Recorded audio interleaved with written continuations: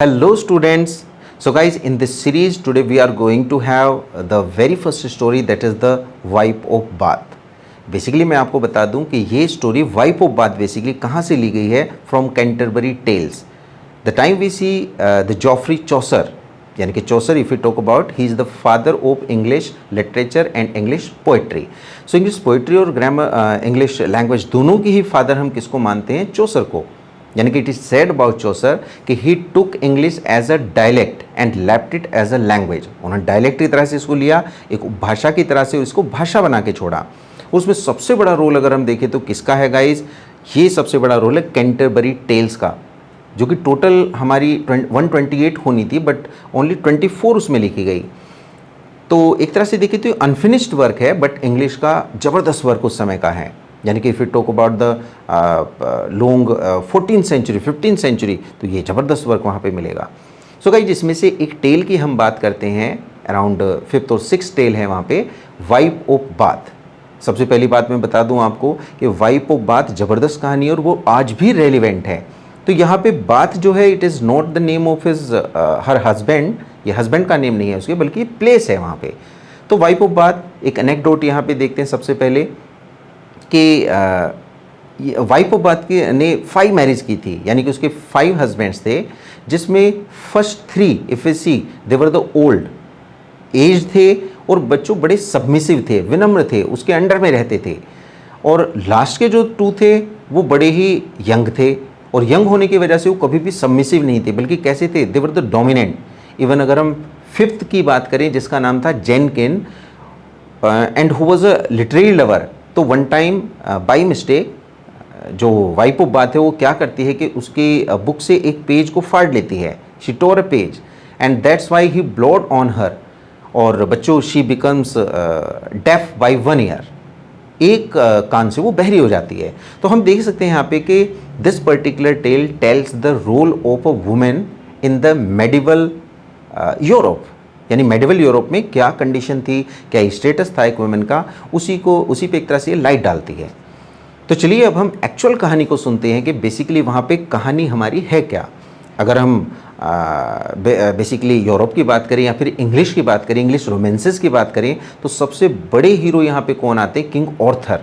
तो King Arthur के ही लेजेंड्स हम यहाँ पे देखते हैं और उन्हीं से ज़्यादातर कहानियाँ हमारी बनती हैं.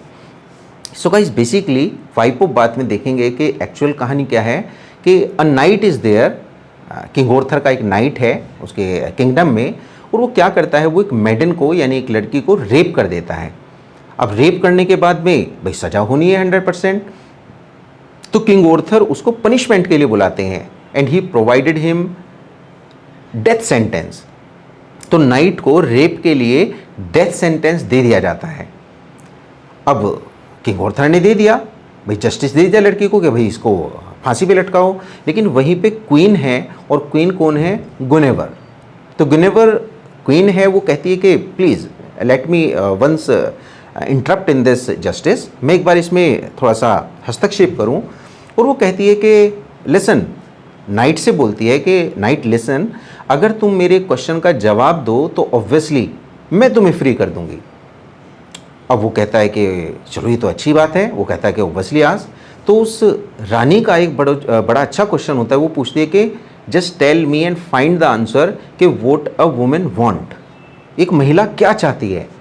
अब वो एक बड़ा क्वेश्चन है. वो कहता है कि ऑब्वियसली. अब उसको 1 साल देती है कि 1 साल के अंदर आप ढूंढ के लेके आओ. अगर आपने करेक्ट आंसर दिया तो आपकी डेथ सेंटेंस हटा दी जाएगी.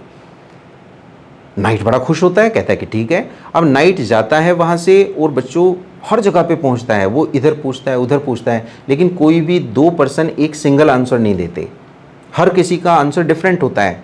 कोई कहता है कि उसे मनी चाहिए, कोई कहता है उसे अच्छा खाना चाहिए, कोई कहता है प्रॉपर्टी चाहिए, कोई कहता है सेक्सुअल प्लेजर चाहिए. तो so many answers are there. वो बड़ा परेशान होता है कि मैं आंसर करूँ तो क्या करूँ. बड़ा परेशान होने के बाद लास्ट में वो एक जगह पहुँचता है जहाँ पे 24 मेडन्स आर देयर, यानी कि 24 गर्ल्स हैं और अनमैरिड हैं. तो वो जैसे ही अपनी प्रॉब्लम उनको बताता है कि आई नीड सम आंसर, वो सब गायब हो जाती हैं एक्सेप्ट 1 ओल्ड लेडी. तो एक ओल्ड लेडी वहाँ पे बचती है, who has some magical powers. अब वो बचती है, वो उससे कहता है, वो उसको बताता है. तो वो लेडी कहती है नो प्रॉब्लम। वो लेडी वाइज है, वो कहती है no problem, I would tell you the answer, but मेरी एक शर्त है कि whatever I would ask you, तुम्हें वो करना होगा। तो उसे तो अपनी जान बचानी है। नाइट कहता है डन, आप मुझे बस आंसर बताइए। तो वो उसे आंसर बताती है और बच्चों वो नाइट सीधा जाता है, 1 ईयर होने वाला है, एक आध दिन बचा है, वो जाता है और रानी को बता देता है आंसर। रानी बड़ी खुश होती है, क्वीन गुनेवर बड़ी खुश होती है, इवन किंग ऑर्थर खुश होते हैं, पूरा कोर्ट खुश होता है और वे कहते हैं ठीक है, आपको छोड़ा जाता है।